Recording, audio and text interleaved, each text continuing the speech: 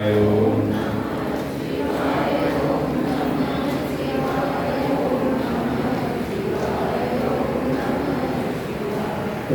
नमः शिवाय, ओम नमः शिवाय, ओम नमः शिवाय, ओम नमः शिवाय, ओम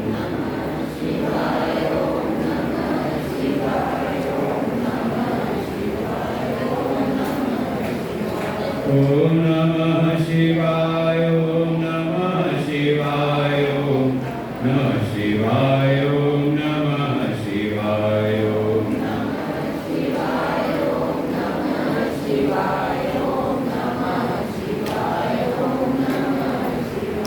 ओम नमः शिवाय, ओम नमः शिवाय, ओम नमः शिवाय, ओम नमः शिवाय, ओम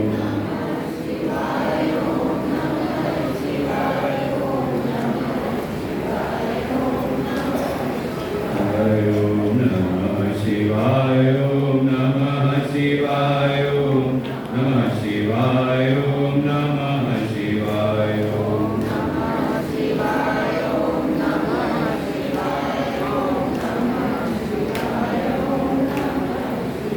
ओम नमः शिवाय, ओम नमः शिवाय, ओम नमः शिवाय, ओम नमः शिवाय, ओम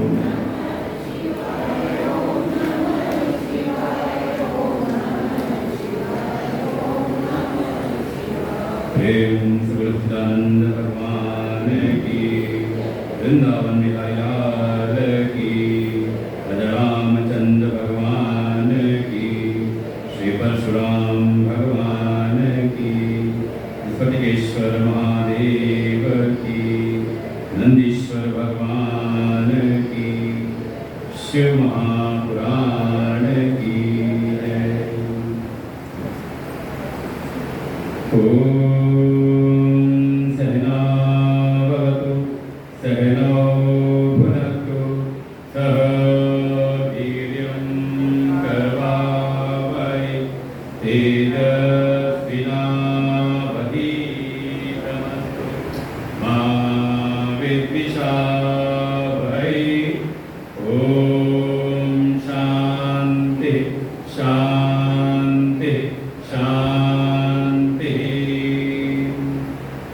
अखण्डमण्डलाकारं व्याप्तं येन चराचरं तत्पदं दर्शितं येन तस्मै श्रीगुरवे नमः। अज्ञानतिमिरान्धस्य ज्ञानाञ्जनशलाकया चक्षुरुन्मीलितं येन तस्मै श्रीगुरवे नमः। त्वमेव माता च पिता त्वमेव, त्वमेव बन्धुश्च सखा त्वमेव, त्वमेव विद्या द्रविणं त्वमेव, त्वमेव सर्वं मम देव देव। गजाननं भूतगणाधिसेवितं कपित्थजम्बूफलचारुभक्षणं उमासुतं शोकविनाशकारकं नमामि विघ्नेश्वरपादपङ्कजम्। नारायणं नमस्कृत्य नरं चैव नरोत्तमं देवीं सरस्वतीं व्यासं ततो जयमुदीरये।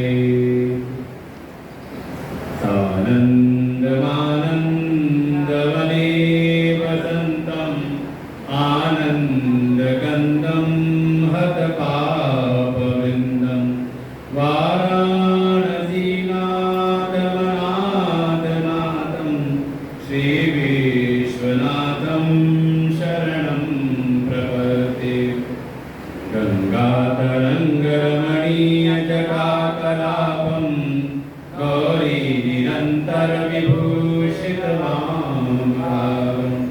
नारायण प्रियमनङ्गमदापरां वाराणसीपुरपतिं भज विश्वनाथम् सौराष्ट्रे सोमनाथं च श्रीशैले मल्लिकार्जुनम् उज्जयिन्यां महाकालं ओंकारं ममलेश्वरं परल्यां वैद्यनाथं च काकिन्यां भीमशङ्करं सेतुबन्धे तु रामेशं नागेशं दारुकावने वाराणस्यां तु विश्वेशं त्र्यम्बकं गौतमीतटे हिमालये तु केदारं पुष्मेशं च शिवालये एतानि ज्योतिर्लिङ्गानि सायं प्रातः पठेन्न सप्तजन्मकृतं पापं स्मरणेन विनश्यति।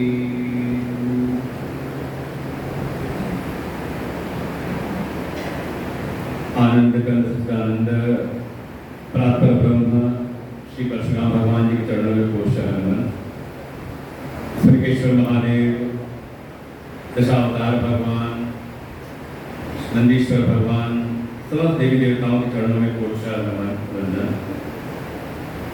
प्रातः स्मरणीय परम श्रद्धेय परम वंदनीय अनंत श्री भूषित श्री सद्गुरुदेव भगवान के चरणों में कोशा नमन। वेदांत आश्रम से आए हुए परम श्रद्धेय परम आदरणीय स्वामी श्री अवधरानंद जी महाराज के चरणों में कोशा नमन। मंदिर के श्रद्धेय आदरणीय आचार्यगण, सबसे भक्त श्रद्धा भक्ति स्वरूपणी मातृ शक्ति सबको हृदय से नमन वंदन।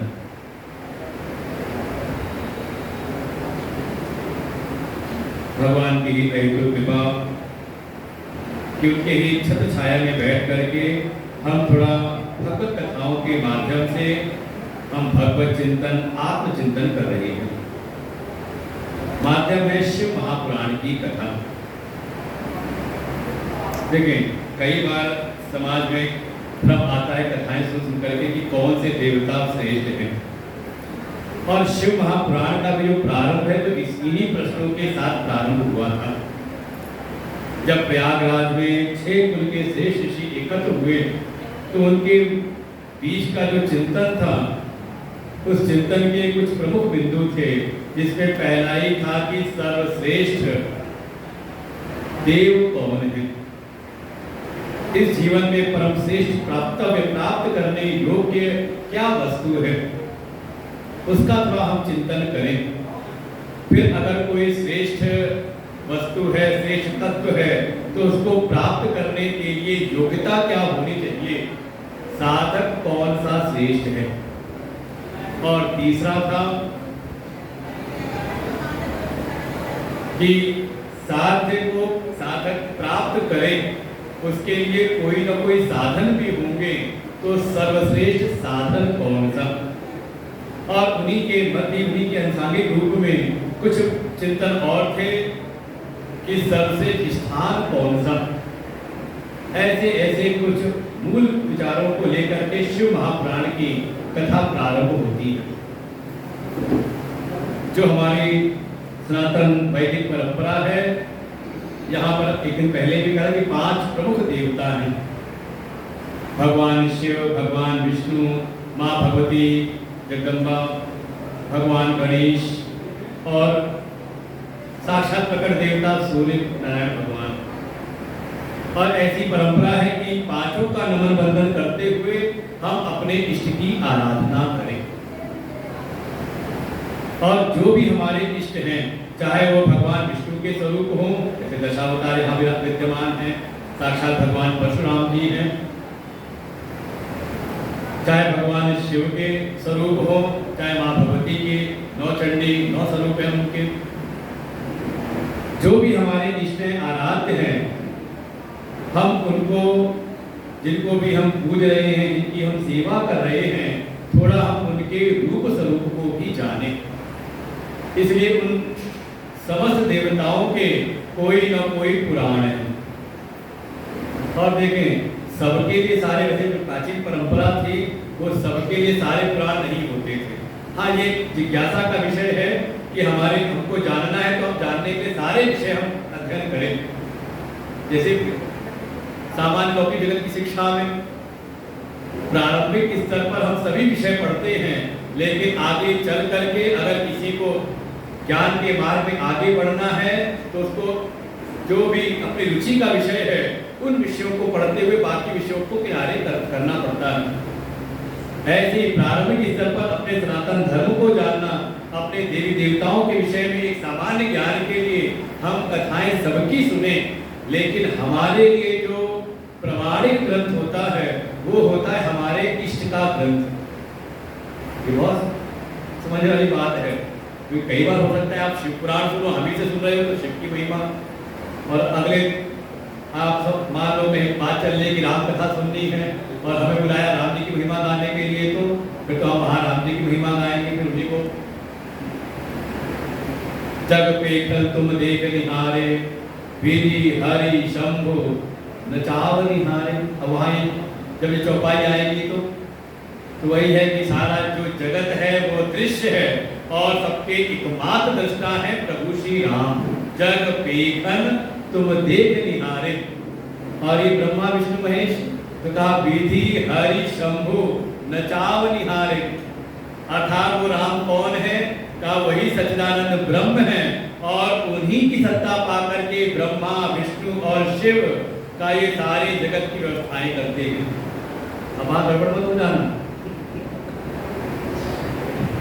यही सब कुछ अपने सनातन धर्म के कुछ विशेष रहस्य हैं जो हम जब नहीं जानते तो आपस में कहीं ना कहीं वाद विवाद करते हैं।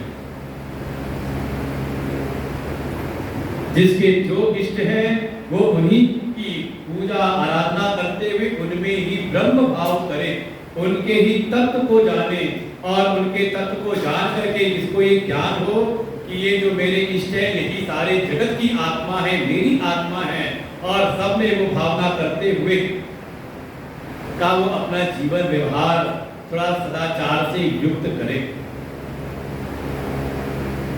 ऐसे जिसकी जो भी देवता आपके हैं, तो जो भी आपके इष्ट हैं, उनका जो पुराण है वो आपके लिए प्रामाणिक ग्रंथ है।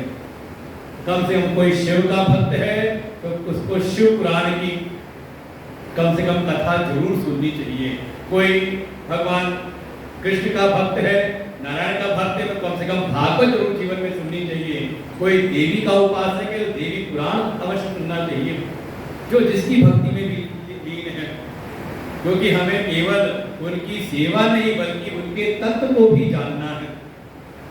और कृपा हो जाए उन देव की तो थोड़ा हम क्रमशः आगे बढ़ें, जो हमारे कुछ मुख्य शास्त्र हैं जैसे श्रीमद् भगवद गीता और उपनिषद वेद, उसको भी हम जानने का प्रयास करें। और जो भी पुराण है उसमें 3 विषयों का विशेष रूप से आपको वर्णन मिलेगा। पहली चीज तो आए कि जगत क्या है, थोड़ा हम जगत के भी तत्व को जाने। जगत क्या है, मैं कौन हूँ, जीव क्या है, इसका भी हम बोध प्राप्त करें। और साथ ये जीव और जगत दोनों ही नियंत्रित हैं, स्वतंत्र नहीं है।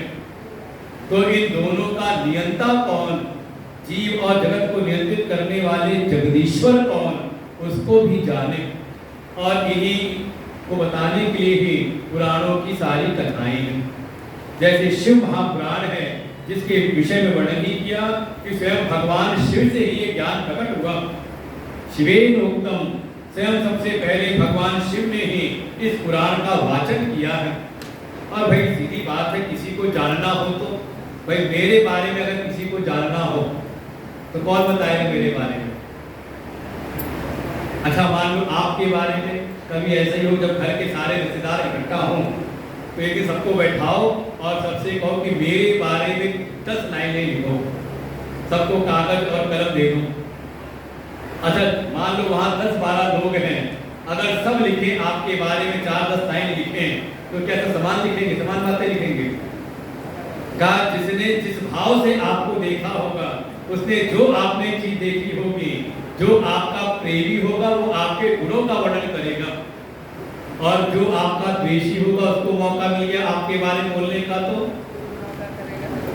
क्या करेगा? आपकी निंदा करेगा, है कि नहीं? ऐसे ही मान लो मेरे बारे में अगर कोई बता सकता है तो सटीक भाई, और जो बताएंगे तो ऊपर की बातें बताएंगे, लेकिन वास्तविक जो बात है मेरे बारे में वो तो मैं ही बता सकता हूं अगर मैं बताना चाहूं तो। ऐसे ही कोई भगवान शिव की आराधना में लीन हो, भगवान शिव की सेवा कर रहा है और उसके भीतर उसके मन में शिव तत्व की जिज्ञासा अगर उत्पन्न हुई है तो कैसे कहां से ज्ञान मिलेगा? तो उसको फिर भगवान शिव की ही शरण में जाना पड़ेगा, ऐसे शास्त्र की शरण में जाना पड़ेगा जो स्वयं भगवान शिव ने ही उपदेश किया हो, और वही है शिव महापुराण। सर्वप्रथम स्वयं भगवान शिव ने अपने प्रमुख गण नंदीश्वर जी को माध्यम बना करके शिव पुराण का वाचन किया। जब नंदीश्वर जी साध्य साधन और साधक के विषय में भ्रमित होकर के भ्रमण कर रहे थे, जब वो पहुंचे कैलाश और भगवान शिव से जब प्रार्थना की तो स्वयं भगवान शिव ने नंदीश्वर को ये शिव महापुराण का उपदेश किया। और जब भगवान शिव ने इसकी रचना की थी तो वर्णन ऐसा कि यहाँ पर 1,00,000 श्लोक थे और 12 संहिताएं थी, लेकिन धीरे धीरे क्रमशः जब ये परंपरा से आगे बढ़ा, नंदीश्वर के समक्ष आए कभी मंदराचल पर्वत पर सनत कुमार ने उनसे प्रश्न किए, तो नंदीश्वर भगवान ने सनत कुमार को उपदेश किया, सनत कुमार ने उपदेश किया व्यास जी को, और व्यास जी ने अपने अनुसार अपनी बुद्धि की स्थिति के अनुसार इसकी पुनः रचना की। देखो प्राचीन परंपरा थी, जो ज्ञान था वो श्रवण परंपरा से चलता था, इसीलिए हमारे वेदों का एक नाम है श्रुति, मंत्रों को कहते हैं श्रुति, अर्थात जिसका ज्ञान श्रवण परंपरा से आचार्य से शिष्य ने सुना, शिष्य ने उसको अपनी बुद्धि में धारण किया और फिर अपने गुरुकुल में अपनी परंपरा में उसको आगे बढ़ाया।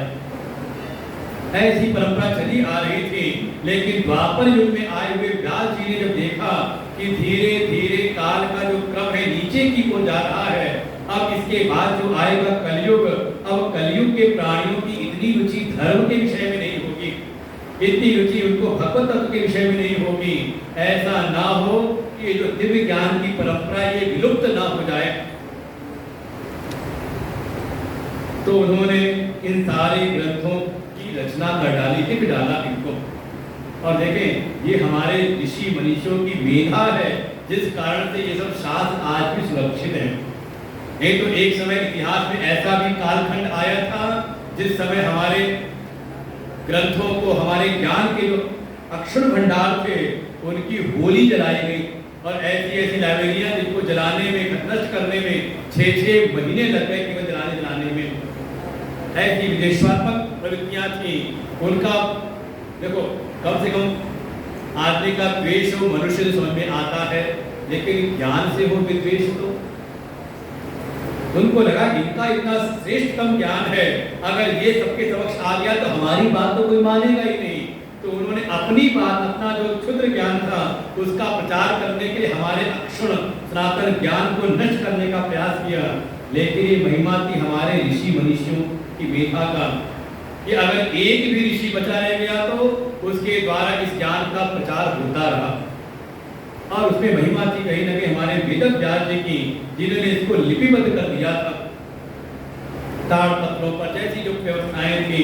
और जब उन्होंने इस शिव पुराण की रचना की तो इसको थोड़ा संक्षिप्त किया, और संक्षिप्त करके मात्र 24,000 श्लोकों में इसका वर्णन किया। और संहिताएं हो गई 7 संहिताएं, जिसमें पहली संहिता है विद्वेश्वर संहिता, जिसमें भगवान शिव के प्राकट्य का वर्णन किया कि स्वयं भगवान, जो प्रश्न था श्रेष्ठ साध्य क्या, तो स्वयं भगवान ने ब्रह्मा और विष्णु के मध्य एक ज्योतिर्मय पुंज के रूप में प्रकट हुए, जिसका ना आदि मिला ना अंत मिला, अर्थात वही सबसे श्रेष्ठ वस्तु है, वही श्रेष्ठ प्राप्तव्य है, वही जानने योग्य है जो अनादि और अनंत है। हम उस तत्व को पाने का प्रयास करें। और कारण भी ये है कि हम सभी जीव सीमित सुख नहीं चाहते, ये चाहते हो? ऐसा सुख मिले जो यहाँ तो मिले लेकिन बाहर ना मिले तो आप ज्यादा लालच नहीं होगे। अच्छा, ऐसा सुख मिले जो आज मिले लेकिन कल ना मिले। अच्छा, ऐसा सुख मिले जो एक वस्तु से मिले लेकिन दूसरी वस्तु से ना मिले तो बहुत ज्यादा रुचि नहीं होगी। हमारे मन के भीतर एक ऐसे सुख की चाह है जो देश काल और वस्तु से सीमित ना हो, अनित्य सुख ना मिले, बल्कि अगर हमें सुख मिले तो नित्य सुख की प्राप्ति हो। और वो नित्य सुख की प्राप्ति अगर मिल सकती है तो नित्य वस्तु से ही हो सकती है। ऐसे वर को क्या वरूं जो नित्य जन में मर जाए। समझे? जो हमारे भक्तों ने जो अपने मन के उद्गार किए हैं तो कहीं ना कहीं सार तत्व यही है। अगर आप नित्य सुख की प्राप्ति करना चाहते हैं तो ऐसे तत्व की खोज करें जो नित्य हो, जिसका ना आदि हो ना अंत हो, क्योंकि जिसका भी आदि होगा उसका अंत भी अवश्य होगा। जो अनादि अनंत हो और उसी के स्वरूप है भगवान शिव। जो उनका निष्कल स्वरूप है वो अनादि अनंत है। वही भक्तों के प्रेम के परवश होकर के सृष्टि के विस्तार की संकल्पनाओं के कारण वही मूर्त रूप हो जाते हैं, सकल रूप भी लेते हैं। तो ऐसा जो श्रेष्ठ साध्य है उसको जानने का श्रेष्ठ साधन कौन सा? तो साधन है सत्संग का श्रवण। क्योंकि जब तक हम किसी विषय के बारे में किसी से सुनते नहीं तब तक हमें उसका ज्ञान नहीं होता। दुनिया में हमें जितने प्रकार का भी जो भी ज्ञान है वो कभी ना कभी किसी के द्वारा हमने सुना है। और ये जो सत्संग है, समझ में सत्संग मिल जाए, भगवान की कथा सुनने को मिल जाए तो समझो कि आपकी जो भी साधनाएं हैं वो सफल हुई है। सत्संगति मुद मंगल मूला सोई फल सिद्धि सब साधन मूला। जितने भी हमारे जीवन में जप तप हो भवन तीर्थ यात्रा व्रत उपवास ये जितने भी कर्तव्य इत्यादि जो भी हम धर्म के साधन करते हैं इन सब की सिद्धि यही है कि हमें जीवन में सत्संग मिले, हमें तत्व का ज्ञान सुनने को प्राप्त हो। इसलिए अगर सब कुछ छोड़ करके भी सत्संग सुनना पड़े तो इसमें कोई दोष नहीं। सत्संग का श्रवण ही उत्तम साधन है, क्योंकि जब तक हम सुनते नहीं तब तक वो उस मार्ग पर हमारी प्रवृत्ति भी नहीं होती। बस ये है कि केवल सुने ना कि सुना और निकल गया।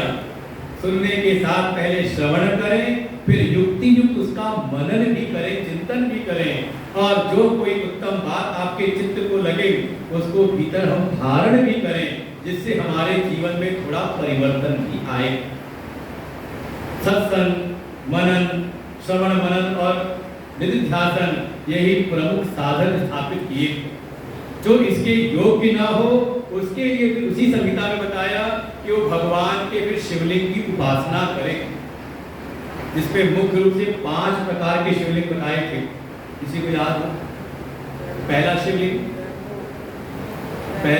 था स्वयंभू शिवलिंग, जहां स्वयं भगवान शिव अपने आप प्रतिष्ठित हुए। जैसे कल ही हमने कथा सुनी, एक मल्लिकार्जुन और दूसरा काशी विश्वनाथ। स्वयं भगवान कहाँ अपनी शक्तियों के सहित प्रकट हुए, किसी ने उनका निर्माण नहीं किया, किसी ने स्थापना नहीं की, उसको कहा स्वयंभू लिंग। दूसरे प्रकार का लिंग शिवलिंग कहा बिंदु लिंग। एक समय ऐसा भी जब बहुत ज्यादा शिवालय मंदिर नहीं होते थे तो उस समय जो भी उपासक है वो कहीं ताड़पत्र के ऊपर या चांदी के पत्र पर स्वर्ण के पत्र के ऊपर बिंदुओं से अंकित कर लेते थे।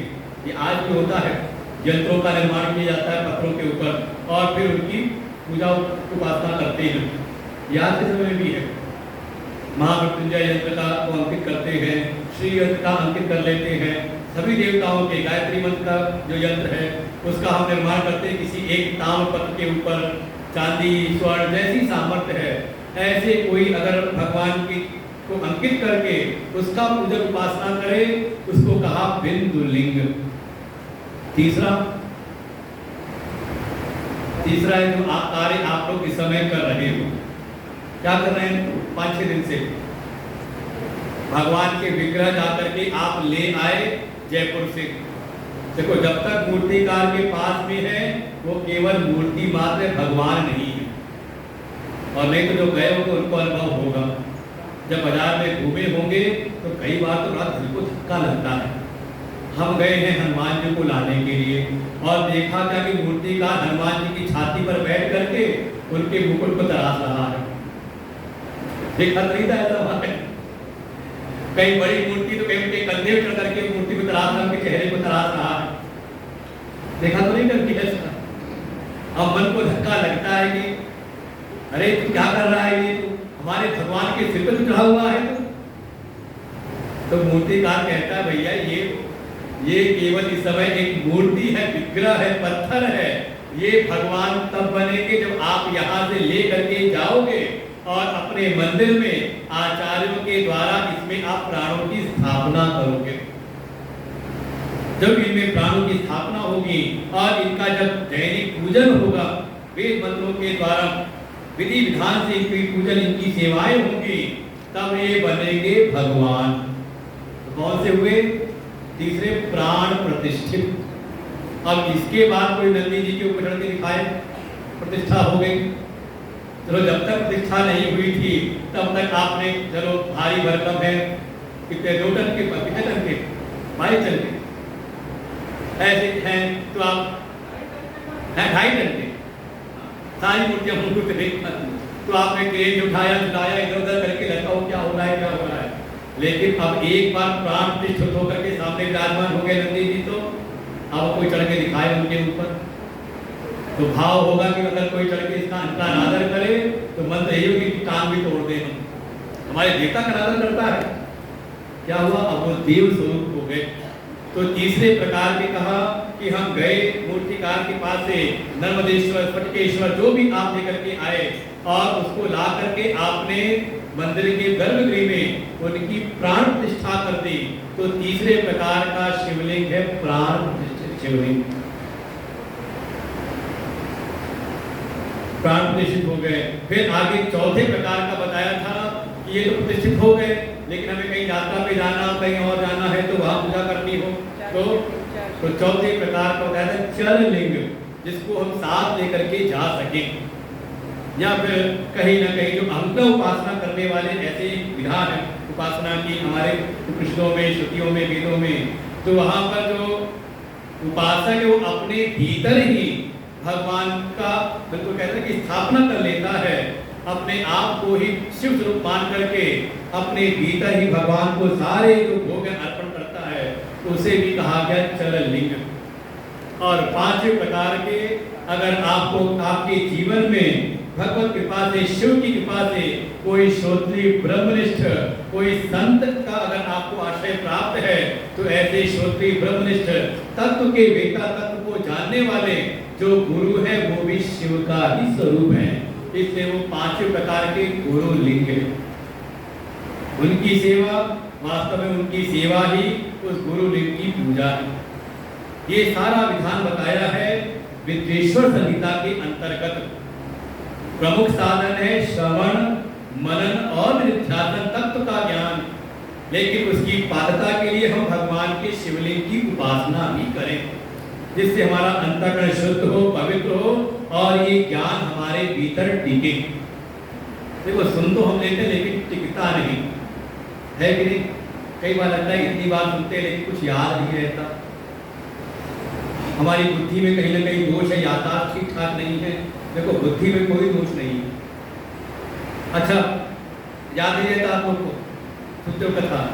हाँ, ये कहते कथा याद नहीं रहती, बाकी दुनिया की बातें। हम पूछे किसको कितना उधार दिया है, बैंक में कहाँ पैसा जमा करके रखा है, एफडी करके रखी है, तो वो सब तो याद है। अच्छा, 10 साल पहले किसने हमें अपशब्द कही थी, गाली दी थी, किससे हमारा झगड़ा हुआ था, ये सब बातें तो याद रखते हैं, ये सब याद रहती है। लेकिन भगवत तत्व की जो बातें हैं जब सुनते हैं तो होश बना रहता है, और जब समय बीता तो कारण है अंतःकरण की अशुद्धि।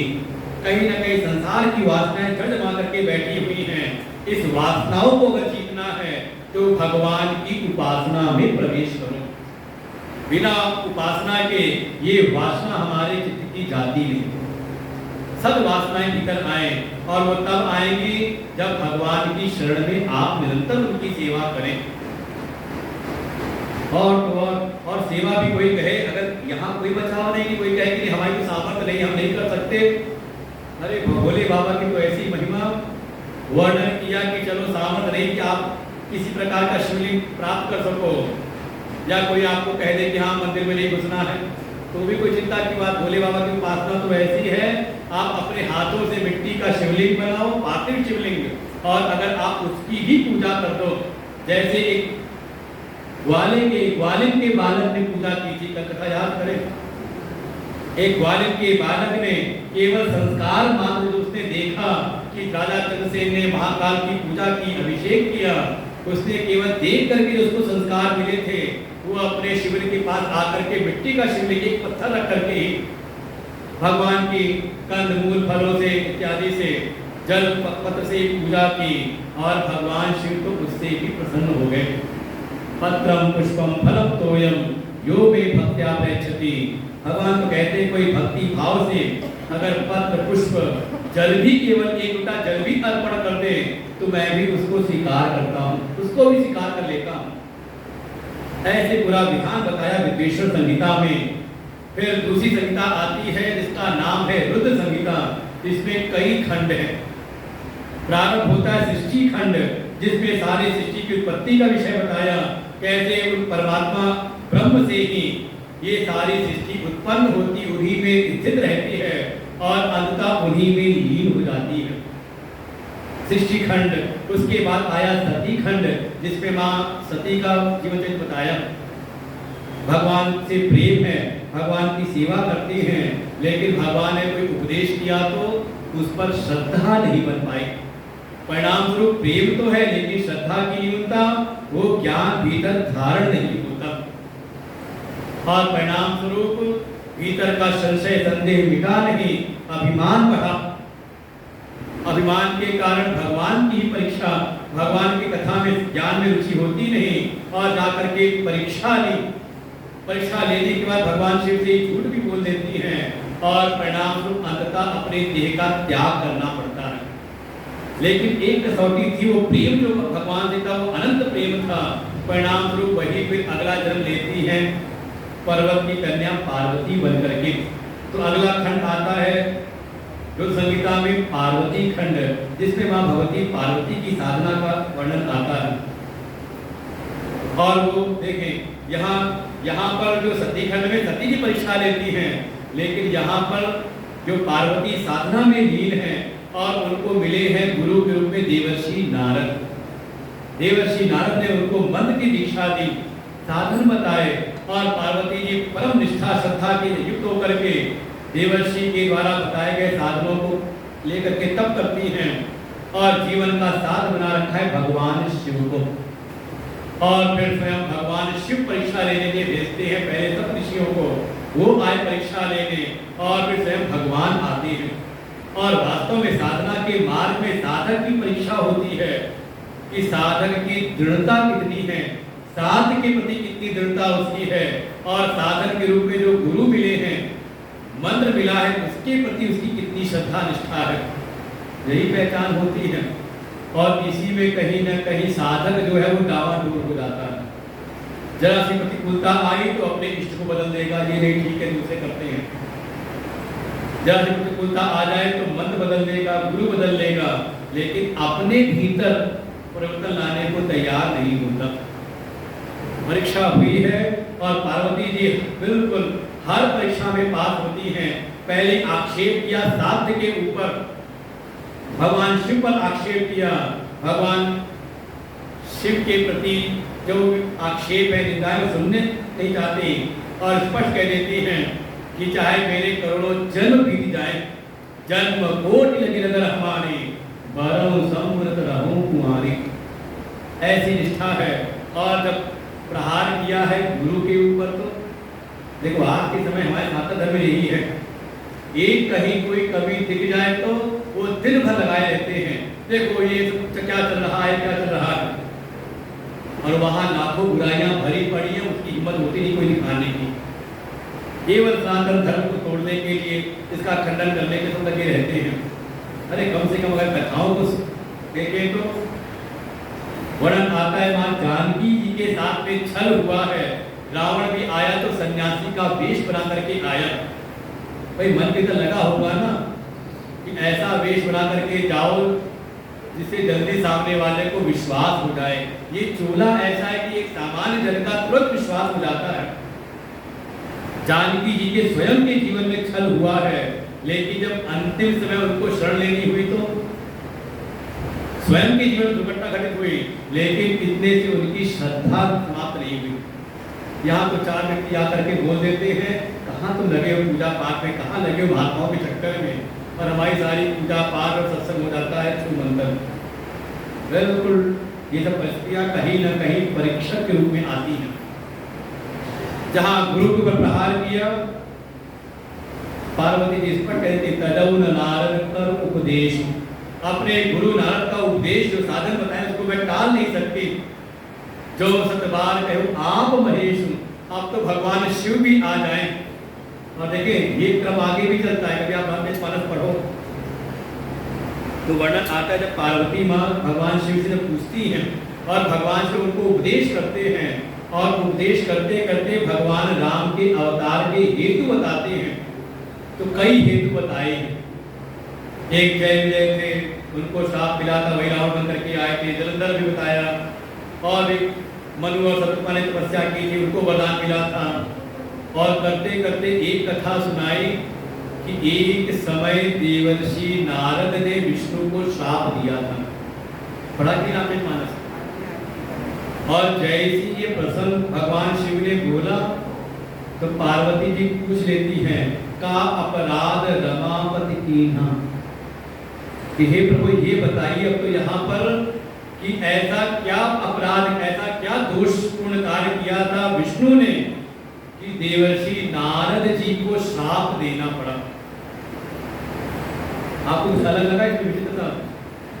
भाई भगवान विष्णु स्वामी हैं और देवर्षि नारद उनके सेवक हैं, उनके भक्त हैं। अगर नारद ने, एक भक्त ने अपने स्वामी को अगर श्राप दिया है तो दोष किसका रहा होगा? किसका दोष होगा? भगवान का कि भक्त का?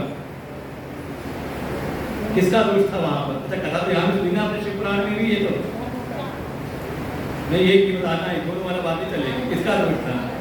अरे देवर्षि नारद ने कोई बात पश्चाताप नहीं किया, प्रायश्चित नहीं किया कि मुझसे क्या दोष हो गया। स्वयं देवर्षि नारद ने बाद में जब वो सारी माया खींची गई तो स्वयं देवर्षि नारद कहते मुझसे एक ऐसा अपराध हो गया, मैंने अपने स्वामी को श्राप दे दिया। लेकिन पार्वती जी कहती है ऐसा क्या दोषपूर्ण कार्य किया था विष्णु ने? कारण केवल एक है कि जो पार्वती जी हैं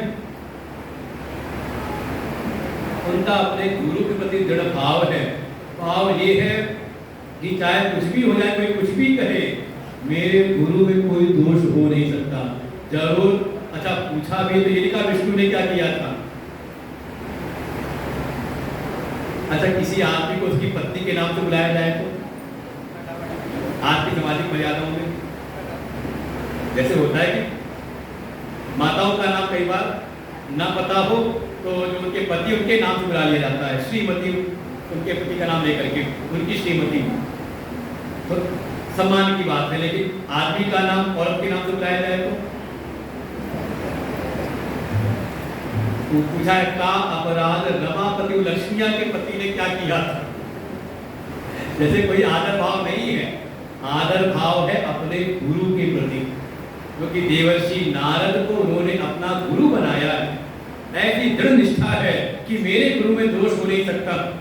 जरूर लक्ष्मी के पति ने कुछ गड़बड़ी की होगी, इसलिए उनको श्राप देना पड़ा। उनको विस्तार से सुनाओ कथा, और वही कथा जो शिव पुराण में हमने सुनी थी वही कथा। ऐसी पार्वती जी की श्रद्धा है अपने गुरु के प्रति और निष्ठा है अपने लक्ष्य के प्रति। वास्तव में हम जो भी पूजा पाठ करते हैं थोड़ा देखें कि हमारी श्रद्धा और निष्ठा किस जगह पर है। हम डावाडोल तो नहीं होते रहते कि जरा कोई प्रसिद्धि आई और किसी को बताया और हमारी श्रद्धा निष्ठा डावाडोल हो गई। यही पहचानने वाली बात है। यही है पार्वती खंड की कथा। और उनकी दृढ़ श्रद्धा निष्ठा, उनको भगवान शिव की प्राप्ति होती है। भवानी शंकरौ वंदे श्रद्धा विश्वास रूपिणो याभ्याम विना न पश्यन्ति स्वान्तस्थल सिद्धमीश्वरम। समझे, अगर श्रद्धा विश्वास आपका दृढ़ नहीं है तो अपने भीतर ही स्थित परमात्मा का आपको कभी आजन्म कभी दर्शन नहीं होने वाला। पूंजी चाहिए श्रद्धा की, अटल विश्वास निष्ठा श्रद्धा बढ़े हमारी। इसके उपरांत ही इसी में रुद्र संहिता में ब्रह्मा है रुद्र संहिता की कथा। इसमें प्रारंभ होता है कुमार खंड, जिसमें कार्तिकेय जी के जन्म की कथा आती है, कैसे उनका जन्म हुआ। इसी में फिर गणेश जी की उत्पत्ति का वर्णन आता है, कैसे वो गणों के अधिपति बने, गणेश का पद उनको प्राप्त हुआ। और फिर इनके विवाह की भी कथा आती है, और कैसे कार्तिकेय जी नाराज होकर के चले गए, वो भी कथा हमने सुनी।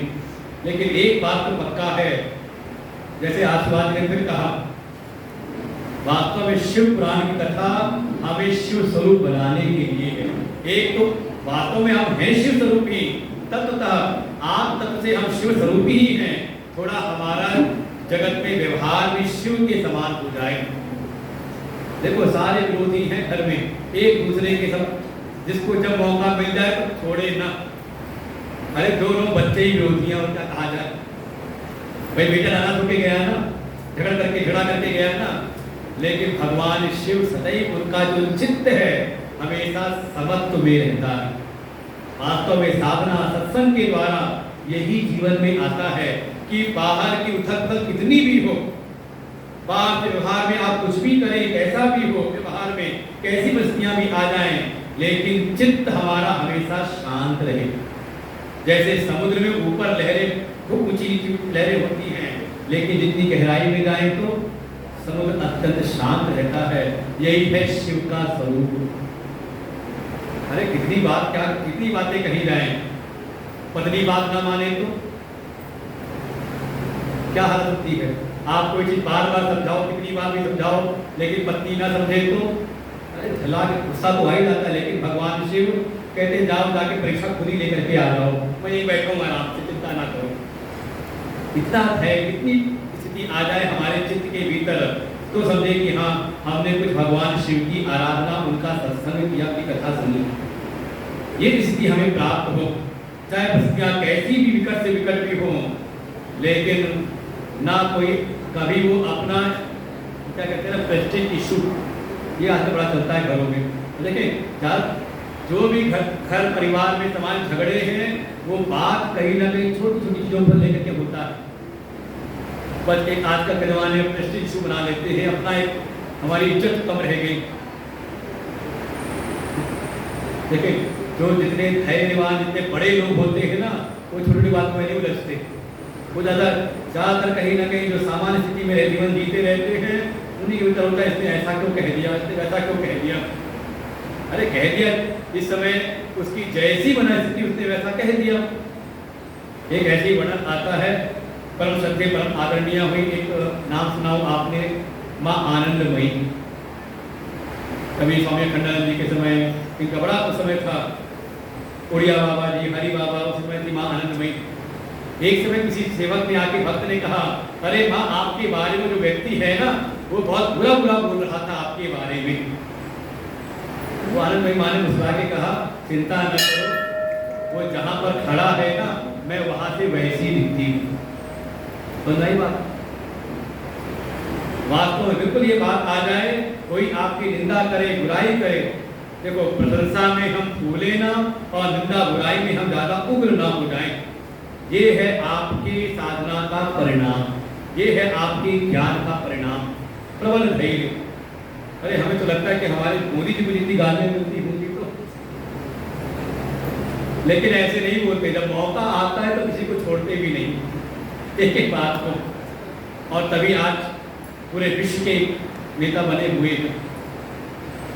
ऐसा धैर्य भीतर आ जाए, बिल्कुल ध्यान ये बना रहे कि शायद वो जिस जगह पर खड़ा है, जिस भौतिक स्तर पे खड़ा है, जिस मानसिक स्तर पे खड़ा है, वहां से वैसा ही उसको दिख रहा होगा। और जब मान लो किसी ने आपको कुछ कहा और आप उसको जवाब देने के उतर गए, समझ लो आप भी उसी के स्तर पर चले गए। यहीं पर सावधान, यही जीवन के सूत्र है शिव पुराण को अगर समझना चाहें तो। परिवार में अगर सुख शांति चाहिए तो छोटी छोटी बातों पर प्रेस्टीज इशू ना बनाएं। अगर भगवान शिव से कुछ सीखना है तो ठीक है, अपना जो कर्तव्य है, मेरा कर्तव्य है, अपनी कामनाओं के कारण ना लगे, बल्कि ये ध्यान दें कि मेरा कर्तव्य क्या है, अपना कर्तव्य करें, वहां पे भूल जाए। ये जो याद रख लेते हो ना कि उसके लिए मैंने इतना किया है, तेरे लिए मैंने इतना, यही समस्या है। याद करते हो, याद कराते हो, उसी में कहीं ना कहीं विद्वेष बढ़ने लगता है। बिल्कुल कहीं पर भी do your duty forget all, हमारे परम पूज्य दादा बुद्धे का एक वाक्य, आपकी भाषा में कहें तो नेकी कर, केवल जवानी वो जवानी ना रही, भगवान शिव का जीवन है। उनके पास इसलिए कोई भी आता है, देवता भी आते हैं वो भी संतुष्ट होते हैं, मनुष्य जाए वो भी संतुष्ट होता है, और कोई दैत्य जाए तो, अरे भोले बाबा का जीवन ऐसा है ना कि एक दैत्य पहुंचा और पहुंच करके उसने बड़ी तपस्या की और भगवान से प्रसन्न हुए, क्या वरदान चाहते हो? उसने वरदान में मांगा कि बाबा ऐसा वरदान दो कि मैं जिस पर भी हाथ रखूं वो भस्म हो जाए। भगवान ने कहा तथास्तु, भोले बाबा है, गलत विचार नहीं करते। अब वो लेकर के निकला कि अब तो उसको वरदान मिल गया, लेकिन रास्ते मिल गए देवर्षि नारद, क्या वो बड़े खुश आ रहे, क्या बात हो गई, बड़े प्रसन्न होकर के आ रहे हो, कहा मुझको मेरी तपस्या फलीभूत हुई है, मुझको वरदान मिला है कि जिस पर भी मैं हाथ रखूंगा बस वो भस्म हो जाएगा। देवर्षि नारद ने करना कुछ और था उनके मन में, कहा किससे लेकर के आए हो वरदान? कहा भोले बाबा से। अरे तुम भी बेवकूफ करके उनसे, अरे तो वरदान मिला तो उसको जांचा परखा तुमने, कम से कम जांचना परखना चाहिए कि तुम्हें वरदान मिला भी कि नहीं मिला, कुछ तुम्हें अंदर अनुभव हुआ, भीतर कुछ सुरसुरी सी लगी कि हाँ कुछ मिला है तुमको? कहा नहीं ऐसा कुछ हुआ नहीं। तो कहा जाके परख के तो आओ। वापस भेज दिया कैलाश, और पता चला कि भोले बाबा बैठे ध्यान में, वो भगत पहुंचा, नाम तो उसका भस्मासुर, नाम ही पड़ गया भस्मासुर उसका। पहुंच गया, बाबा जरा परीक्षण तो कर लूं वरदान की, तो कहाँ करे कोई है नहीं, बाबा के ऊपर ही रखने लगा, भोले बाबा के ऊपर ही। भोले बाबा जाके भागे और जाके भी शरणागत हुए हमारे भगवान विष्णु के। तब भगवान विष्णु ने मोहिनी रूप बना करके लीला की और उसका हाथ उसके सिर पर रखवा करके जान पाई, ऐसे हमारी भोले बाबा है। ज़्यादा कहीं पर कहीं केवल ये है, लेकिन आएगा तभी जब हमारे जीवन में सत्संग हो, जब हमारे जीवन में ज्ञान की महिमा हो, हम अपने जीवन में ज्ञान को महत्व दें। हम सुनते तो हैं अच्छी बातें, बस वो अच्छा ज्ञान मिला तो उसका चश्मा लगा करके दूसरों में ढूंढने का प्रयास करते हैं। क्या करना है? चश्मा लगा के अपने भीतर देखना है कि कहीं मेरे भीतर तो कोई कमी नहीं, मुझे हमें अपने आप को अच्छा बनाना है। और हमारे आचार्य श्री युग पुरुष पंडित श्री राम शर्मा आचार्य का एक वाक्य याद हो किसी को? वो दुनिया बदलने के नहीं निकले कि दुनिया बदल ली, दुनिया में ऐसे ही कर सबको बदल देंगे, घर को बदल देंगे, समाज को बदल देंगे, और बदलता है कि कई लोग नाम निशान मिटा देते हैं। आचार्य का एक वाक्य था, हम सुधरेंगे आगे हाँ युग सुधरेगा। इसलिए युग परिवर्तन लेकर के आ सके, आप पहले अपने आप को सुधारो ना, और अपने आप को सुधार लिया तो समझ लो आपने जगत का एक आदमी सुधार दिया कम से कम, है कि नहीं? और दूसरों को बदलने में लगे तो, सुधारने में लगे तो कोई सुधरता नहीं, बल्कि वही हमें सुधार देते हैं सबके सब। इसलिए बिल्कुल ये सत्संग कथा ये हमें सुधारने के लिए है, अपने अपने भीतर परिवर्तन लाने के लिए है। ऐसी कथा रुद्र संहिता में भी कथा आती है युद्ध खंड की, जिसमें त्रिपुरासुर का वध किया। त्रिपुरासुर कहा 3 असुर हैं, 3 लोक में रहते हैं, 3 प्रकार का उनके पास नगर है, सोने का, चांदी का, लोहे का, ये कुछ और नहीं, 3 प्रकार का अहंकार अभिमान है।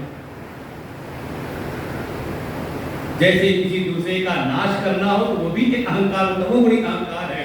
दूसरे को छल करके ठग करके भी अभिमान होता है, देखो उसको हमने सता दिया, कष्ट दिया उसको, का ऐसा तो बिल्कुल हो ही ना, कम से कम भगवान की भक्ति के मार्ग में है।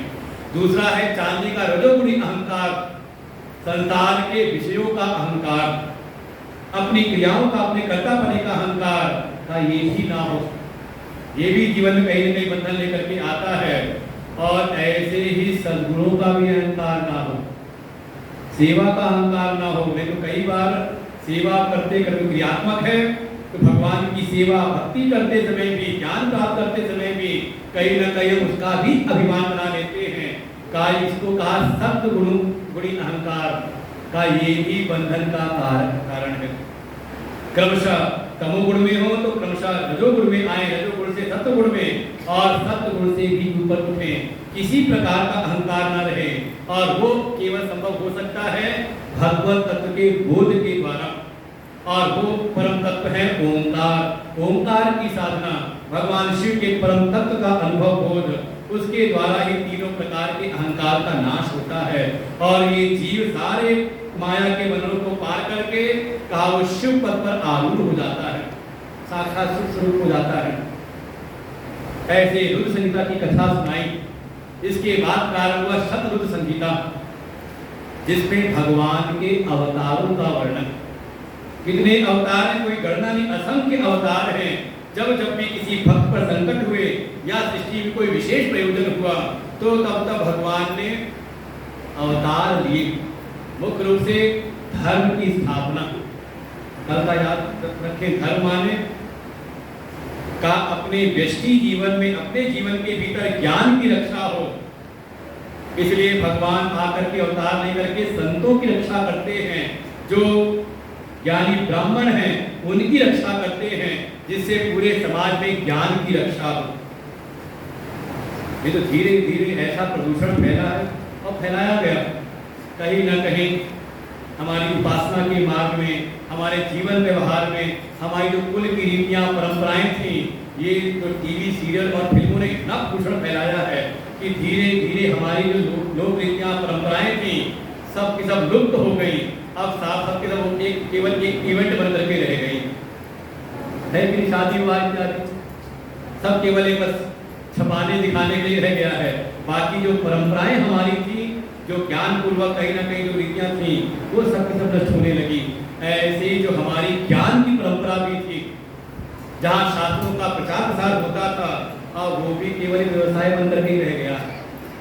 सत्संग के नाम पर केवल और नाच गाना और मुझे अपनी आंखों देखें, हम विचार करें, पूछे कि जो इन पुराणों में कथा का, सत्संग का जो वर्णन है, वहाँ पर कहीं वर्णन सुनाओ संगीत का।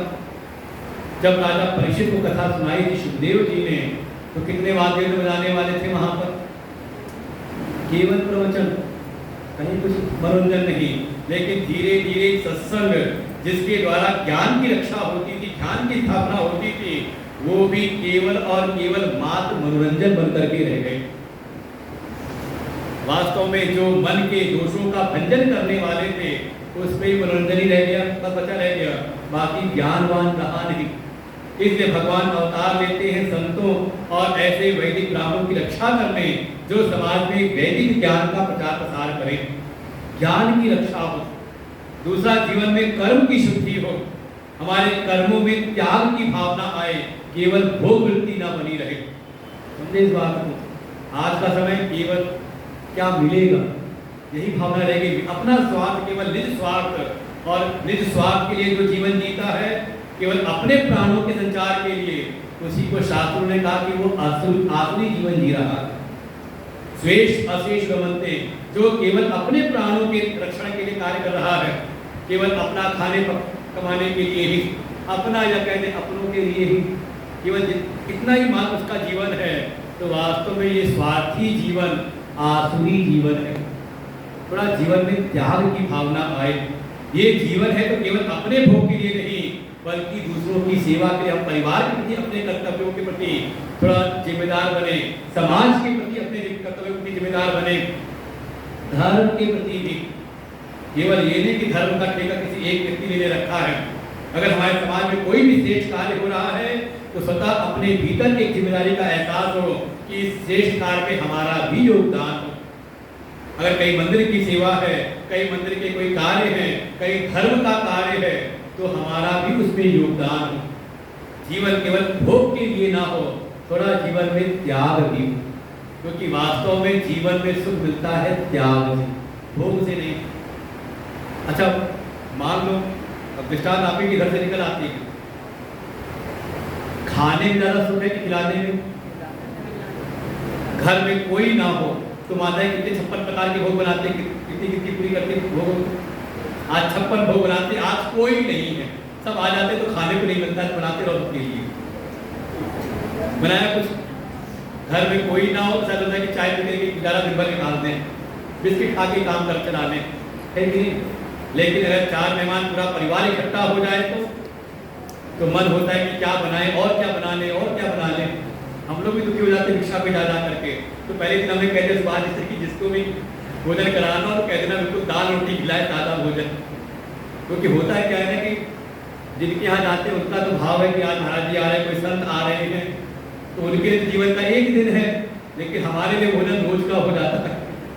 रोज वही क्या है, कोई आ जाए तो खाने में नहीं बल्कि खिलाने में, दूसरों के लिए करने में। और कई बार तो ऐसा होता है कोई ना हो तो कुछ करने का मन भी नहीं होता, और अपने पर जिम्मेदारियां हो, सेवा का भाव कार्य हो तो मतलब और क्या करें इनके लिए। वास्तव में भोग में सुख नहीं है, सुख है त्याग में। जब आप त्याग करते हो, अच्छा मन में आता है कि पैसा खूब हो तो सुखी हो जाएंगे, वास्तव में धन से सुख नहीं मिलता। एक बचपन में श्लोक पढ़ा होगा, विद्यादाति विनयम विनयात याति पातताम पातत्वात् धनम आपनोति। तो धन मिल गया तो विद्या से विनय, विनय से पातता, पातता से धन की प्राप्ति, और धन मिल गया तो सुख मिला। कहा नहीं, धनात् धर्मः ततः सुखम। बीच में एक लाइन बोल रखी है कि जब धन को हम धर्म में व्यय करते हैं, अपने कर्तव्यों के पालन में लगाते हैं, तब उससे सुख मिलता है। नहीं तो आपको मान लो आपूत धनराशि दे दें आपको, लेकिन एक शर्त लगा दें कि रुपया गिनना नहीं, खर्च नहीं करना, केवल रखना है। कितने दिन सुखी हो तो धन से दे दें आपको 20, 25, 30 लाख रुपए दे दें आपको, तो 4 दिन गिनने में का सुख रहेगा, थोड़ा बहुत गिनोगे, लेकिन उसमें बहुत ज़्यादा रस मिलेगा नहीं। रस सुख का मिलता है जब उसका हम व्यय करते हैं, उसका त्याग करते हैं। त्यागे ना तो सुख नहीं मिलता। तो सुख वास्तव में त्याग में है, ये वृत्ति बैठे। इसलिए भगवान आते हैं कि सबके भीतर कर्म की शुद्धि हो, त्याग की वृत्ति आए। इसलिए भगवान आकर के यज्ञ की रक्षा करते हैं। स्वयं भगवान यज्ञ रक्षक हैं, स्वयं यज्ञ करते हैं और समाज में यज्ञ की स्थापना कराते हैं, क्योंकि यज्ञ के स्वरूप है त्याग का। हम देवताओं के लिए त्याग करें तो हमारे द्वारा अर्पित की गई जो भी सुविधा है, जो भी पदार्थ हैं, उससे जब देवता तृप्त होते हैं तो वो भी संसाधनों का त्याग करते हैं हमारे लिए। यही भावना है परस्पर भाव यंता। हम देवताओं के लिए करें, देवता हमारे लिए करते हैं। हम पितरों के लिए करते हैं, पितृ तृप्त होकर के वो हमारे लिए करते हैं। हम गुरुजनों के लिए करें तो गुरुजन प्रसन्न होकर के हमें वो सब ज्ञान देते हैं। बिल्कुल परस्पर भाव। और जहां बात आई कि अपने इष्ट भोगों को तो हमने ले लिया, अपनी इच्छित वस्तुएं तो हमने प्राप्त कर ली, लेकिन बदले में हमने नहीं दिया तो उनको शास्त्र में कहा फिर ये चोर है।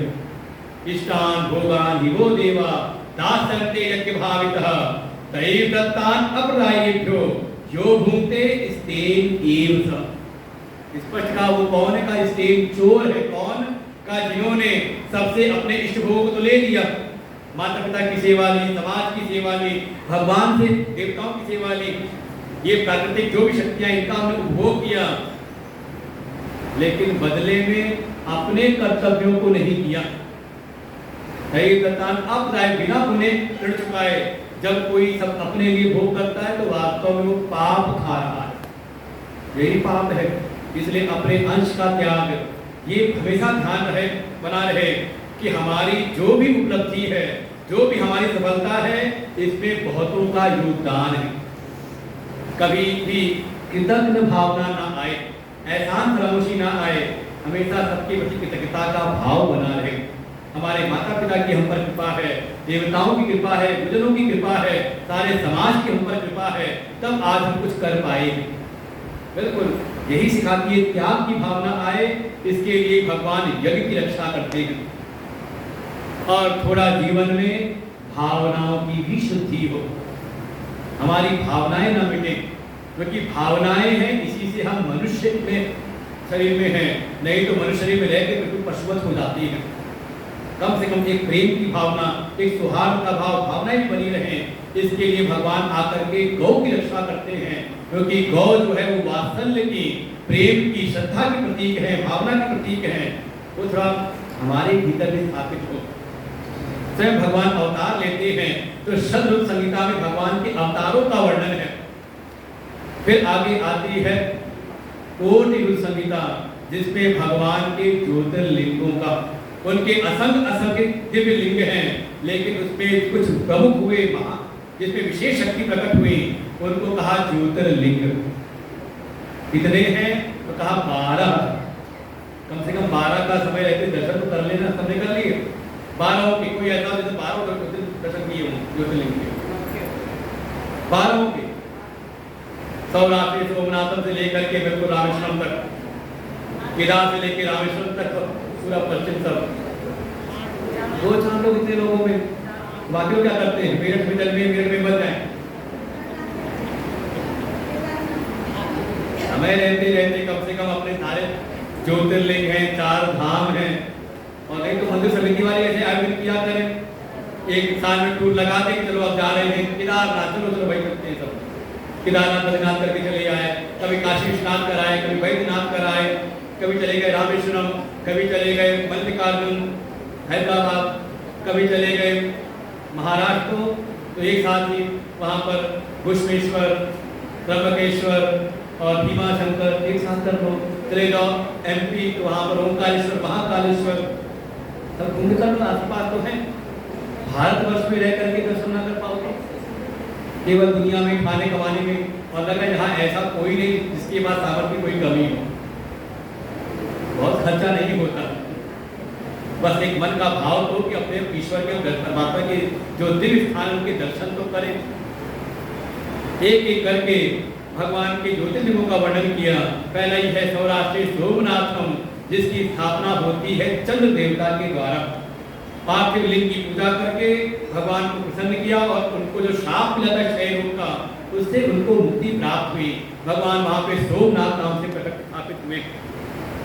शीशैल पर्वत पर तो भगवान शिव और शिवा पुत्र के प्रेम से वहां जाकर के स्थापित हो गए।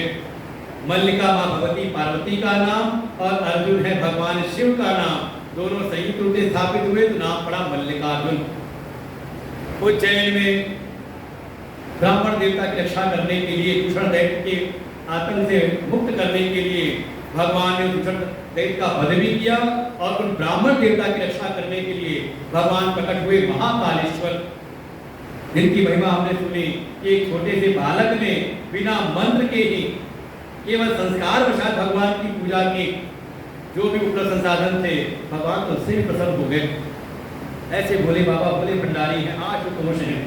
महाकालेश्वर, ओंकारेश्वर का विंध्य पर्वत में प्रार्थना की, भगवान वहां पर स्थापित हुए।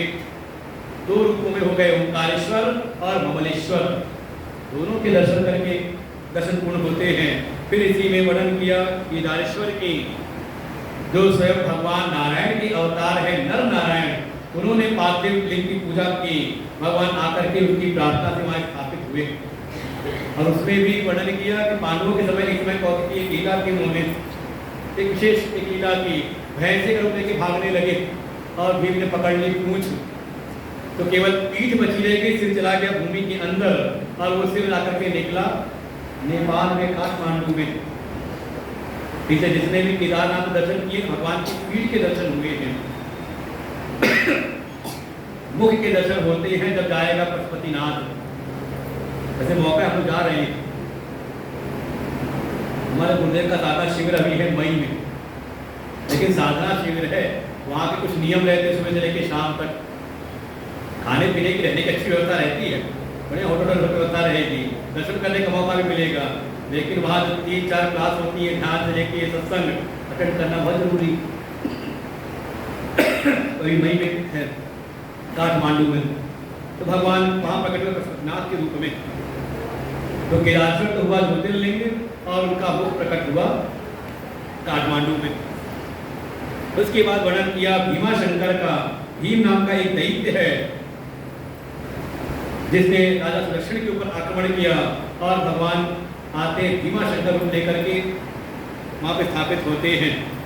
फिर वर्णन सुना हमने काशी विश्वनाथ का।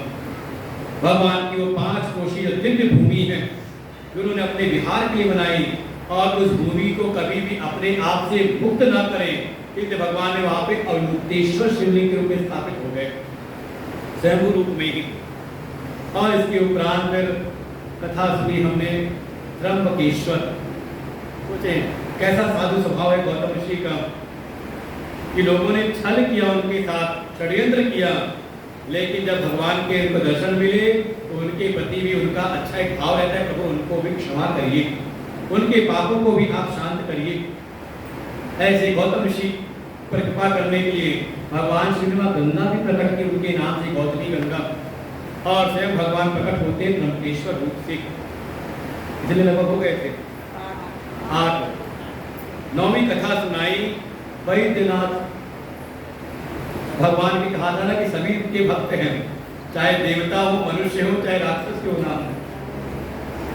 ऐसे ही वर्णन आता है रावण जो उत्पन्न तो हुआ है ऋषि कुल में, ब्राह्मण कुल में, लेकिन माता का ऐसा प्रभाव, थोड़ा राक्षसों का स्वभाव हुआ।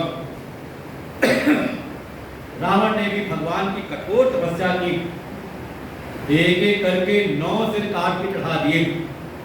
जब भगवान प्रसन्न नहीं हुए तब 10वें सिर को चढ़ाने को हुआ, तभी भगवान शिव प्रकट हुए और जैसे एक कोई कुशल वैद्य कृपा करे और कटे हुए से जोड़ दे, भगवान शिव कृपा से सारे वो सिर ठीक ठाक हो गए। तब भगवान शिव से प्रार्थना की रावण ने, प्रभु चलिए मेरी लंका में आप विराजिए, मैं आपकी बढ़िया सेवा करूंगा। भगवान शिव ने कहा वहां तो मैं नहीं जा सकता, हाँ ये है कि मेरा एक शिवलिंग तुम ले जाओ। भगवान ने अपने ही स्वरूप एक शिवलिंग को दिया रावण को, ले जाओ इनको जाके स्थापित करना, इनकी तुम पूजा करना। रावण बड़ा प्रसन्न होकर चलने लगा। तब भगवान ने कहा सावधान, ध्यान रखना, एक बार जहां इसको रख दोगे वहां से हिलेगा नहीं, इसे सोच समझ के रखना जहां रखना हो। जैसे लगता है नंदी जी आए तो वो रखने वाले ने कहा होगा देख लो जहां रखना वहां रख दो, एक बार जहां रख दोगे वहीं पर बैठ जाएंगे, और उसके बाद जाने का मन हुआ तो किसी के बस की बात हिला के दिखाना तो अकेले ऐसे ही कहा वो तस से बस होंगे नहीं। रावण ने कहा ठीक है प्रभु मैं याद ध्यान रखूंगा, और बड़े प्रसन्न भाव से लेके चलने लगा। इधर देवताओं में हलचल मच गई कि अगर भगवान शिव स्थापित हो गए लंका में तो लंका तो अजेय हो जाएगी, उसको जीतना फिर बड़ा मुश्किल होगा। क्या करें, सारे देवताओं ने प्रेरित किया वरुण देवता को, और वरुण देवता चले गए रावण के पेट में बढ़ गए, और रावण को लगी लघु शंका, क्या करें। जो कभी कावड़ लेने गए उनको नियम पता होंगे, कैसे कैसे नियम होते कावड़ लाने की, भगवान को चढ़ाना है तो, और भगवान को लाना है, स्थापना करनी है तो बड़े नियम है। क्या करें, कहाँ रखूं, कैसे लघु शंका करूं। वो कोई देवता ही मंत्र के आ गया कोई ब्राह्मण रूप में, वहां पास में घूमने लगा। रावण का इधर ब्राह्मण देवता थोड़ी देर के शिवलिंग पकड़ो, मैं भी लघु शंका से निवृत्त होकर पवित्र होकर के आता हूँ, कहीं रखना मत इसको। और इधर रावण के लघु शंका करने, इधर रावण इधर भाग हुआ नहीं, उन्होंने वही रखा और वहां से फरार हुआ, भागो यहाँ से। रावण वापस आए जब पवित्र होकर के स्नान करके जब आए देखा तो अब तो भगवान स्थापित हो गए। बहुत हिलाने का प्रयास किया, हिले नहीं, तो वही विधिवत पूजन करके रावण निराश होकर लौटता है लंका। ऐसे भगवान वहां स्थापित हुए तो भगवान ने वो कटे हुए सिर की केंद्र वैद्य के रूप में, तो रावण के अंदर वही भाव था कि भगवान साक्षात वैद्य स्वरूप है, तो नाम पड़ा वैद्यनाथ। अरे यहाँ भी कथा सुनाते संत लोग कि किसी समय वो जो शिवलिंग था बड़ा एक ऐसे लुप्त हो गया था, एक पानी के झरने के बीच में, वहाँ कोई एक चरवाहा जो रोज अपनी गायों को चराए, नाम था उसका बैजू, वो जाए चराने गाय चराने जाए, और जब शाम को आए घर वापस तो एक जो उसकी गाय थी वो दूध देना, उसको समझ में आए चरा कर गाय दूध तो नहीं दे रही, दूध कैसे इसके थनों में। वो 2 दिन 3 दिन, तब एक दिन उसने ध्यान दिया, देखता हूँ गाय का दूध कौन लेता है। तो देखा चुपके से, तो जब गाय घूमते घूमते संजोग से वहीं पर जो शिवलिंग थे वहीं पर आकर के जब गाय खड़ी होती तो उसके थनों से अपने आप दूध गिरता और उस शिवलिंग का पूजन होता। भगवान की महिमा। अरे ये सब देखा वो बैजू ने, उसको लगा अच्छा ये जो शिला है यही मेरी गाय का दूध पी जाता है, इसको दूध नहीं मिलता। और उसको बड़ा गुस्सा आया, और डंडा हाथ में था लाठी, उसी ने 3-4 डंडे मारे और उसके बाद तो नियम बना लिया। जब तक गाय चलाते चलाते उसको क्या कहते हैं, जब तक वहाँ डंडा ना मार के आए तब उसको शांति नहीं मिलती। एक दिन ऐसा हुआ कि वो अपना क्या कुछ बीमार पड़ा और जा नहीं पाया वहाँ पर, और उसको बड़ी बेचैनी कि आपने डंडा नहीं मारा मैंने। और उस बीमार अवस्था में जाकर के उसे डंडा मारा, भगवान प्रसन्न हो गए। इतनी नियम से कोई सेवा करने वाला मिला तो यही हमारे भोले बाबा है, किस तरह से खुश हो जाए। एक तो संतों ने कथा ऐसी सुनाई कि जैसे कथा याद है ना कि एक चोर गया था मंदिर में चोरी करने के लिए, बड़ा अंधेरा था तो अपना कुत्ता ही निकाल के जला दिया, भगवान प्रसन्न हो गए। ऐसे ही जब चोर घुसा मंदिर में तो देखा चुराने जाए कोई चीज तो दिखी नहीं, तब नजर गई ऊपर घंटा बड़ा बढ़िया लगा हुआ है यहाँ पर, लेकिन ऊंचाई बहुत है। काटू कैसे घंटे को, तारू कैसे घंटे को, तो अब चढ़ने में कुछ दिखाई नहीं दिया तो उसको दिखाई दिया ये शिवलिंग, ये भी काफी ऊंचा है। और वो संभालते हुए चढ़ गया शिवलिंग के ऊपर ही और घंटा खोलने लगा। भगवान प्रसन्न हो गए, देखो कैसा मेरा भक्त है, लोग तो कोई द्रव्य चढ़ाते हैं, रुपया चढ़ाते हैं, वस्तु चढ़ाते हैं, ये देखो मेरा कैसा भक्त, इसने तो अपने आप को ही अर्पण कर दिया। जैसे भी आप भगवान के पास हुआ, भगवान सारा काम पूरी कराते हैं। ऐसे वैद्यनाथ की कथा सुनाई, ऐसा ज्योतिर्लिंग की। एक राक्षसी है, नाम है दारुका, इसके पति का नाम दारुक। इनको जो दारुका है ये माँ भगवती की सेविका है, भक्त है, और माँ भगवती की कृपा से इसको एक बढ़िया एक ऐसा वन मिला हुआ था जो इच्छा के अनुसार कहीं भी लेके जाया जा सकता था। लेकिन जब तक वो एक तट पर था, वहां पर ये जो दारुक है, इसके जो सेवक हैं, ये आसपास के तटीय क्षेत्र के जो भी मनुष्य रहते हैं उन पर बड़ा अत्याचार करते हैं, और जब मौका जिस पर लगे, हाथ लगे, जो भी पकड़ में आए उसको मार के खा भी जाते हैं। ये सारे जो वहाँ के निवासी थे पीड़ित होकर के वहीं पास में रहने वाले एक तपस्वी और ऋषि के शरण में गए, उनसे प्रार्थना की। तब और ऋषि ने अपने तप से उन दैत्यों के समूह को श्राप दिया कि आज के बाद आकर के अगर तुमने इन पर प्रहार किया, इन पर अत्याचार किया, तो उस अत्याचार के बाद तुम स्वयं ही तुम्हारा नाश हो जाएगा, तुम सब मेरे श्राप से भस्म हो जाओगे। अरे अब तो सारे ये दैत्य डर गए, लेकिन सूचना मिली देवताओं को।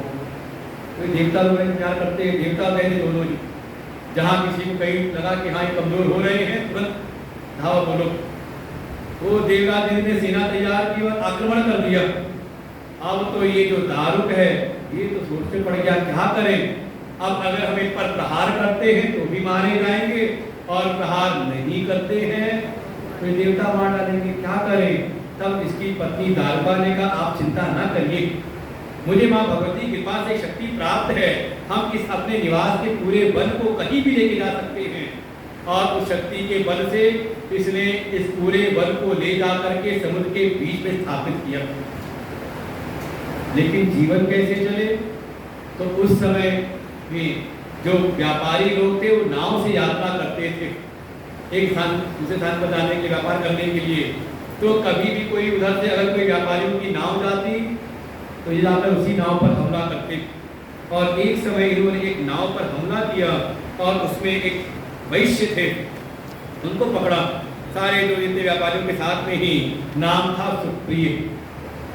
ये भगवान शिव के परम भक्त। येषां मध्ये तयोधीश स वैश्य सुप्रियाभिर शिवप्रिय शुभाचार शैवश्चाति सनातन विनाश शिव पूजा मयि न तिष्ठति कदाचन सर्वथा शिव धर्मा ही भक्त भूषणा।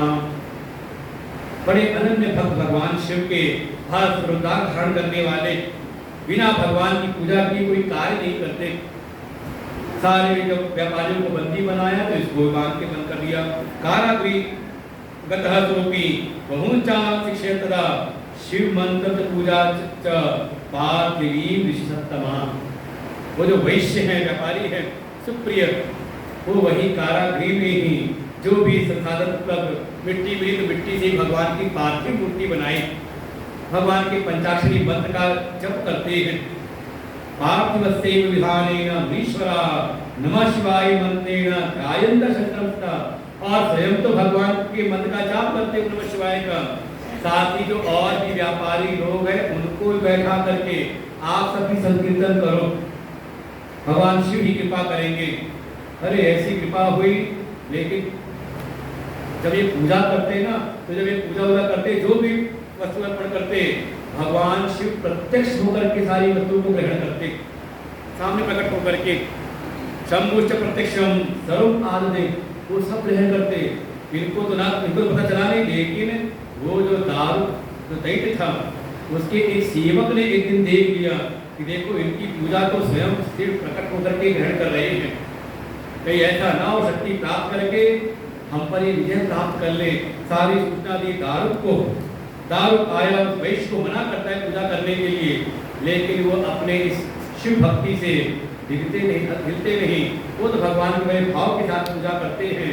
जब इसने प्रहार किया, स्वयं भगवान शिव प्रकट हुए, दारू और उसके सेवकों का संहार करते हैं, और इस सुप्री नाम के जो भक्त है, इसकी प्रार्थना भगवान वहीं पर स्थापित हो गए। नाम पड़ा नागेश्वर, नागेशम दारुतावने। तो दारुका के नाम से वन था, उसी वन में भगवान वहां स्थापित होकर के सारे जगत पर कल्याण करने लगे। ज्योतिर्लिंग स्वरूपो ही नामना नागेश्वर शिव, नागेश्वरी शिवा देवी भूतस्ताम प्रियो। भगवान शिव वहां नागेश्वर और मां भगवती नागेश्वरी रूप से वहीं स्थापित हुई। इसके उपरांत कथा सुनाई, अभी रावण की कथा आई थी, जब फड़ करके ले गया तो भगवान राम भी चले खोज करने, और खोज करते करते जब समुद्र के तट तक पहुंच गए, कैसे पार जाएं, तो सारे बंदर भालुओं ने एक पुल बांधा, सेतु बांधा, वहां पर राम सेतु का निर्माण हुआ। लेकिन उसी समय वहीं पर बैठे बैठे प्रभु श्री राम को प्यास लगी, और उन्होंने तुरंत ही आदेश दिया लक्ष्मण जी को, एतत्नन्तरे तत्र राघव शैव तत्तमा उवाच भ्रातरं प्रीत्या